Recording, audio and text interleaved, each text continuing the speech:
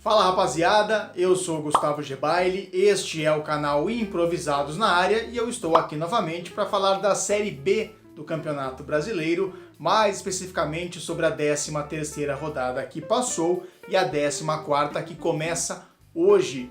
O Cruzeiro perdeu, voltou para o Z4, a torcida mineira teve o gostinho de sair do Z4 na última rodada, mas esta rodada parece que a realidade voltou ao Cruzeiro. A gente vai falar bastante do jogo do Cruzeiro e o Cuiabá, né, que se isolou na ponta da competição. Mas antes da gente entrar no vídeo, inscreva-se no canal Improvisados na Área. A gente posta conteúdo de Série B, Série A2, de Campeonato Paulista, vídeos com os assuntos do momento, com o Robson Morelli postando os 120 segundos, os extras também dos times da Série A. E se você gostar desse vídeo, deixa um like, interaja com a gente pra gente avaliar como tá ficando, legal? Vamos então à 13ª rodada da Série B, a Série B que começou na última sexta-feira, a 13ª rodada, com um bom jogo entre Figueirense e Oeste. Figueirense ainda não tinha vencido como mandante na competição, pegou o Lanterna e fez o que a torcida do Figueira esperava. Venceu e venceu bem. 4-1, um jogo tranquilo para o Figueirense, fez 2-0, tomou um gol, depois fez mais 2 gols, uma vitória tranquila por 4-1 e era a estreia do Thiago Carpini no time do Oeste. O Thiago Carpini não conseguiu mudar a história do Oeste dentro da competição e perdeu mais uma. O Oeste é o lanterna da competição, segue na lanterna, na verdade já era o lanterna antes da rodada começar. Tivemos mais 3 jogos na sexta-feira, um outro jogo legal e movimentado entre CRB e Avaí, vitória do CRB por 3-1, um terceiro gol, um golaço do Diego Torres, o cosplay de Léo Ramalho fez um belo gol de fora da área, um chutaço, a bola pegou um efeito e entrou no ângulo. Tivemos também um golaço do Rildo, de chaleira ali, de calcanhar, o gol que o Avaí fez para diminuir o placar, e a grande polêmica do jogo foi o segundo gol do CRB. Por quê? O lance era ali dentro da área do Avaí, o jogador do CRB sofre o pênalti, o juiz apita o pênalti, na sequência do lance o CRB faz o segundo gol. O juiz finge que não apitou e confirma o segundo gol para o CRB. Ou seja, uma polêmica danada, o juiz havia realmente apitado, todo mundo ouviu o apito e era para ser marcado o pênalti. Pênalti não tem vantagem, está na regra, ou seja, apitou o pênalti, dá o pênalti e aí exclui o gol. Não tem vantagem nessa situação. O árbitro da partida não quis nem saber, fingiu que não tinha apitado, deu o segundo gol para o CRB, e o segundo gol que gerou muita polêmica e muita reclamação, e reclamação com toda a razão do lado do Avaí, mas no geral o CRB foi melhor que o Avaí, mereceu a vitória por 3-1. Tivemos também um empate 1-1 entre Operário e Vitória, e também para fechar a sexta-feira, uma vitória do Botafogo de Ribeirão, uma vitória importante sobre o Paraná. Equipe do G4, e a vitória tira o Botafogo do Z4 da competição. Um jogo movimentado, apesar do 1-0 só, para quem olha o placar acha que foi um jogo mais tranquilo, mas não, um jogo movimentado dos dois lados, os dois goleiros trabalhando bastante, e um jogo que marcou um outro apagão. Olha que curioso, Botafogo de Ribeirão foi até Barueri jogar contra o Oeste na rodada passada, teve um apagão de alguns minutos. Depois do apagão, o Botafogo foi lá e venceu a partida, e mais uma vez na rodada seguinte, agora nessa é a 13ª, um novo apagão, só que aí em Ribeirão Preto, o apagão também agora um pouquinho maior, de 20 minutos na partida, e o Botafogo também ganhou. Então, duas semelhanças das últimas 2 rodadas, o Botafogo venceu as duas em 2 jogos que tiveram um apagão. Vamos para o sábado, os outros 6 jogos da rodada da Série B aconteceram no sábado, logo pela manhã, empate em 0-0 entre América Mineiro e Guarani, um jogo movimentado apesar ali do 0-0, um jogo em que os dois goleiros foram bem, principalmente o goleiro do Bugre, goleiro Gabriel. É uma partida que marca a sequência negativa das duas equipes, o América já acumula 4 jogos sem vitória e o Guarani acumula 5 jogos sem vitória. E a nota triste da partida foi a lesão do jogador do Guarani, o Alan, jogador que está emprestado pelo Palmeiras ao Guarani. Ele acabou ali num lance com o jogador do América, o jogador chutou a perna dele e quebrou a perna, um lance bem feio. A gente também deseja melhoras e uma pronta recuperação ao Alan do Guarani.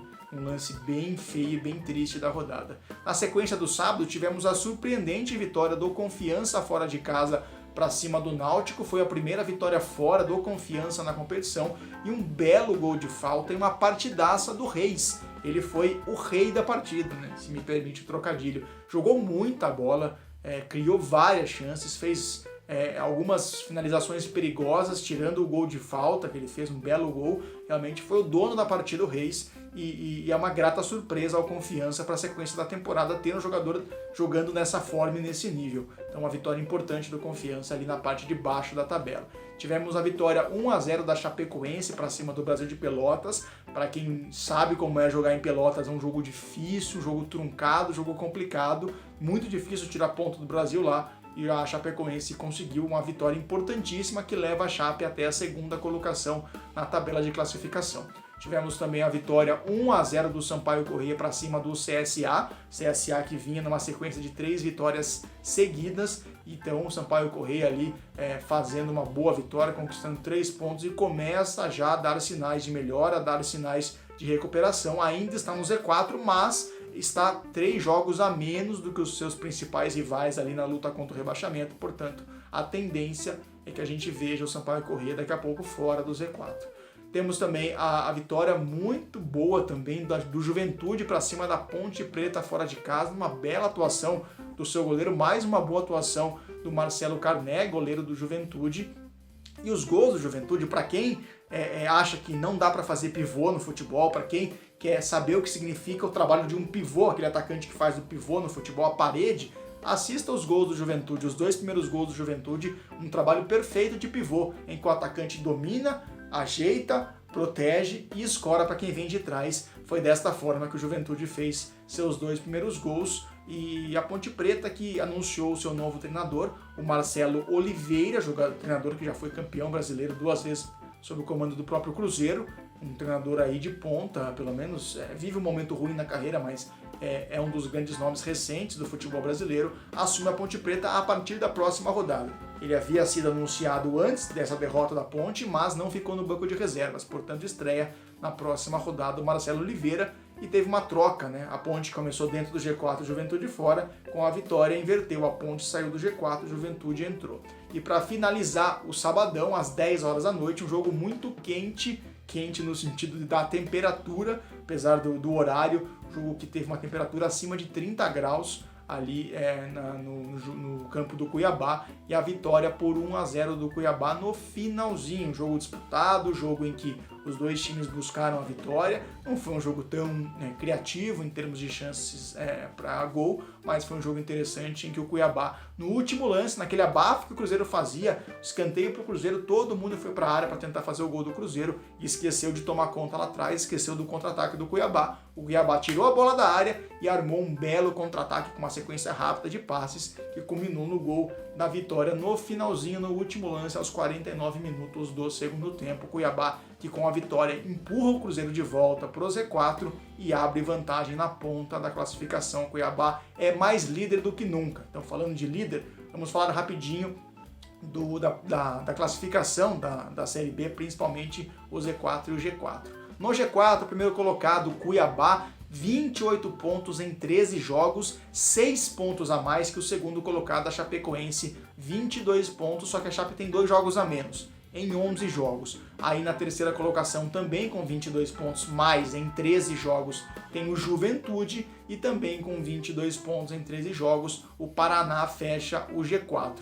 Para a gente ter noção do equilíbrio da parte de cima da tabela, o Paraná é quarto colocado com 22 pontos, o Operário tem 18 pontos e é o nono, ou seja, do quarto para o nono, uma diferença de apenas 4 pontos, e entre eles tem a Ponte Preta, o CRB, o América Mineiro e o Vitória disputando ali cabeça a cabeça a oportunidade de entrar no G4. Na parte de baixo da tabela, o Cruzeiro, como eu disse, voltou ao Z4, é o 17º colocado hoje, 11 pontos em 13 jogos, também com 11 pontos, mas com 3 jogos a menos, 10 jogos só, o Sampaio Corrêa, também com 11 pontos, mas aí 13 jogos também, o Guarani na 19ª posição, e o Oeste, o Lanterna Oeste, muito mal na Série B, Oeste que, se seguir nessa sequência aí, vai cair com várias rodadas de antecedência, apenas 6 pontos em 13 jogos. Hoje, segunda-feira, começa a 14ª rodada da Série B com um jogo. Às 8 horas da noite temos Oeste e Operário, a chance do Oeste se recuperar ou do Operário bater